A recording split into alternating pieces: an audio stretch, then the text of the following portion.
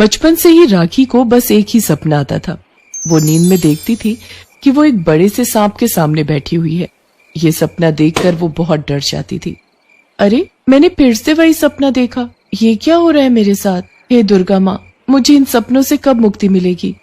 राखी को समझ में नहीं आ रहा था कि वो ऐसा सपना बार बार क्यों देख रही है। क्या उसके साथ सांपों का कुछ रिश्ता है? राखी दुर्गा माँ की भक्त थी, इसीलिए वो गांव में दुर्गा माँ के मंदिर में चली गई और दुर्गा माँ की मूर्ति के सामने हाथ जोड़कर बैठ गई। माँ, आखिर मेरा राज क्या है? सांपों के साथ मेरा क्या रिश्ता है? मुझे बताइए माँ, मुझे बताइए। ये कहते हुए राखी ने देखा कि एक सांप अपना फन उठाकर दुर्गा माँ की मूर्ति के पीछे से सामने आया। उस सांप ने अपना सिर हिलाया जैसे कि वो कुछ कहना चाह रहा हो, लेकिन तभी वहां पर रघुवीर जी आ गए। अरे, मंदिर में सांप कहाँ से आ गया? वो सांप वहां से भाग गया। राखी बेटी, अच्छा है कि मैं आ गया, नहीं तो ये सांप तुझे काट लेता। अब जा, घर चली जा। राखी वहां से चली गई, लेकिन उसका ध्यान मंदिर के उस सांप पर ही टिका रहा। उस रात राखी ने एक अजीब सा सपना देखा। उसने देखा कि नागराज के पास एक सुंदर सी नागिन बैठी हुई है। नागराज उस नागिन से कह रहे हैं, मल्लिका, तुम मुझे छोड़कर कभी कहीं जाओगी तो नहीं ना? नहीं नागराज, नहीं, आप ही मेरे सब कुछ हो। भला आपको छोड़कर मैं कहाँ जाऊंगी? तभी वहाँ चारों तरफ आग लग गई और उसी आग में जलकर मल्लिका की मौत हो गई और तभी राखी की नींद भी टूट गई। अरे, ये क्या था? कौन है मल्लिका?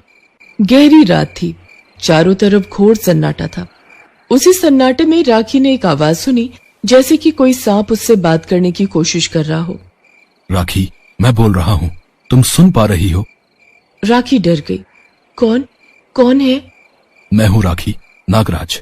तुम डरो मत राखी, माँ दुर्गा हमारे साथ है। माँ दुर्गा? लेकिन क्यों? तुम क्या बोल रहे हो? मुझे कुछ समझ में नहीं आ रहा। तभी वो सांप खिड़की से कमरे के अंदर घुसा और बोला, तुम्हें कुछ याद नहीं आ रहा मल्लिका? मल्लिका? अभी तो सपने में मैंने इस नाम को सुना। तुम ही मल्लिका हो, मेरी मल्लिका। ये बोलकर वो सांप एक खूबसूरत आदमी में बदल गया। तुम पिछले जन्म में मेरी मल्लिका थी और मैं था नागराज। हम यहीं इसी गांव में रहते थे। तब ये गांव बिल्कुल अलग था, हम बहुत खुश थे। मल्लिका यानी राखी को सब कुछ याद आ गया। वो दोनों हंसते खेलते रहते थे। तब यहाँ घना जंगल हुआ करता था, लेकिन एक दिन शहर से एक लालची आदमी वहां आया। उसका नाम राधेश्याम था। मैं इस जंगल को काट दूंगा और यहाँ एक फैक्ट्री खोलूंगा। तुम लोग चारों तरफ आग लगा दो। तभी राधेश्याम के लोगों ने जंगल में आग लगा दी और उसमें नागराज और मल्लिका का देहांत हो गया। उनकी आत्मा स्वर्ग में दुर्गा माँ के सामने पहुंची तो दुर्गा माँ ने कहा, तुम दोनों की मृत्यु ने मुझे भी बहुत दुख दिया है। हे दुर्गा माँ, हम दोनों उस आदमी से बदला लेना चाहते हैं।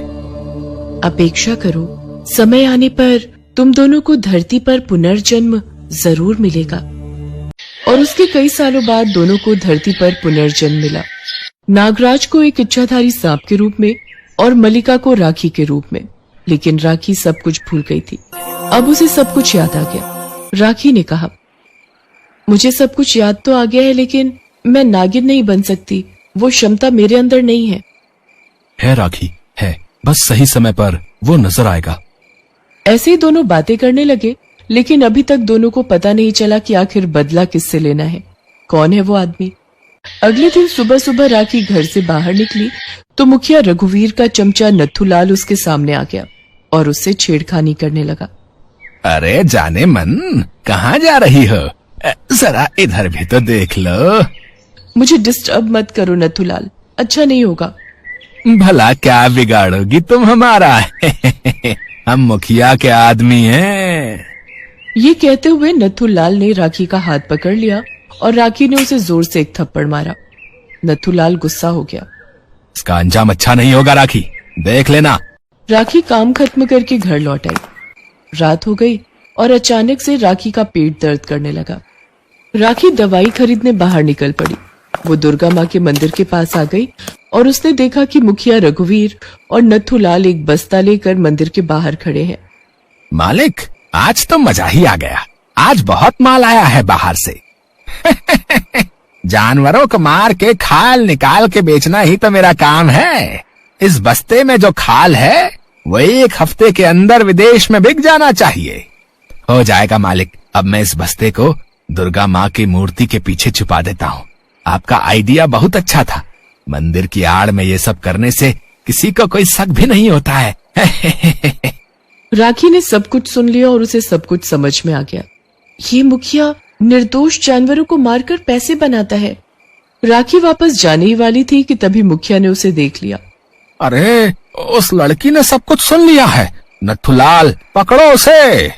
नथुलाल ने राखी को पकड़ने की कोशिश की, लेकिन राखी उसे चकमा देकर अपने घर चली गई। रघुवीर ने कहा, इसे तो मारना ही होगा, लेकिन दूसरी तरह। कमरे में घुसते ही राखी ने देखा कि वो सांप आदमी के रूप में कमरे में बैठकर उसका इंतजार कर रहा है। राखी ने कहा, मुझे पता चल गया है सब कुछ। वो मुखिया रघुवीर ही राधेश्याम है। उसका भी पुनर्जन्म हुआ है, इसीलिए हमारा भी पुनर्जन्म हुआ है, बदला लेने के लिए। लेकिन बदला कैसे ले? तभी वहाँ पर मुखिया गांव वालों को लेकर आ गया और घर का दरवाजा तोड़ डाला। ये देखो, किसी मर्द के साथ रात को कमरे में बैठी हुई है ये लड़की। ये तो इस गांव के लिए कलंक है। इस गांव से कलंक मिटाना पड़ेगा। वो सांप खिड़की से भाग गया। सब लोगों ने राखी को पकड़ लिया और मंदिर में ले गए। मुखिया ने कहा, काट दो इसका गला। इसने घोर पाप किया है। मैं इस गांव में ये सब सहन नहीं करूंगा। रघुवीर जी के आदेश से उनका चेला नथुलाल हाथ में तलवार उठाकर राखी की ओर बढ़ने लगता है। बहुत सताया है तूने मुझे, अब तुझे कौन बचाएगा? तभी वहाँ वो सांप आ गया और नथुलाल को काट लिया। नथुलाल की मौत हो गई। वो सांप आदमी के रूप में आया। बचाओ, बचाओ। रघुवीर, तू पापी है, जानवरों को मारता है अपने फायदे के लिए। पिछले जन्म से तू यही करता आ रहा है। और तब राखी भी नागिन में बदल गई। आज तुझे सजा मिलेगी राधेश्याम। लेकिन तभी मुखिया ने दोनों का गला पकड़ लिया। दोनों हिल नहीं पाए। दोनों का दम घुटने लगा और तभी एक चमत्कार हो गया।